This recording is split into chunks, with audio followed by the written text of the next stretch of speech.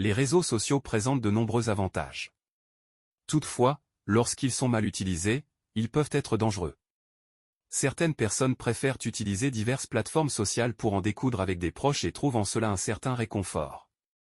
Ces règlements de compte peuvent avoir plusieurs raisons: déception amoureuse, désir de se rendre justice.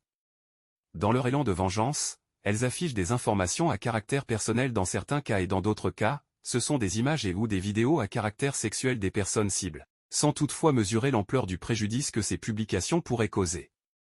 L'histoire de BBA et DEA nous donnera plus de détails. DEA est une jeune fille qui, par le biais des réseaux sociaux, fait la connaissance de BBA. Très vite, le courant passe entre les deux et ils échangent leur numéro de téléphone. Par la suite, ils décident de vivre une relation amoureuse virtuelle. Désireux de se rencontrer, ils conviennent d'une rencontre physique pour concrétiser les choses. La relation bat alors son plein jusqu'au jour où BBA reçoit un appel anonyme lui donnant l'information selon laquelle son amoureuse entretient une seconde relation amoureuse en cachette. Cette nouvelle va le bouleverser et conduire à une confrontation avec sa bien-aimée qui nie tout en bloc. Pas du tout satisfait, ce dernier va pousser ses enquêtes. DEA décide de mettre fin à la relation amoureuse et rompit tout contact. Contre toute attente, DEA est contacté par sa mère qui lui fait savoir qu'elle a reçu des vidéos et des images de sa nudité. DEA se rend à la plateforme de lutte contre la cybercriminalité pour porter une plainte. Les investigations menées par la PLCC appuyées par le laboratoire de criminalistique numérique, LCN, ont conduit à l'interpellation de BBA.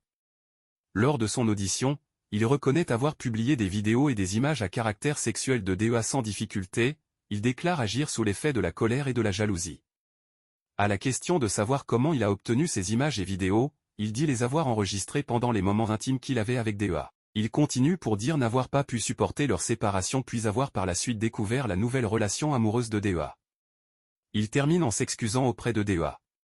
Pour conclure, BBA a été conduit au parquet pour publication et menace de publication d'images à caractère sexuel sur Internet conformément aux articles 62 et 66 de la loi n° 2013-451 du 19 juin 2013 relative à la lutte contre la cybercriminalité.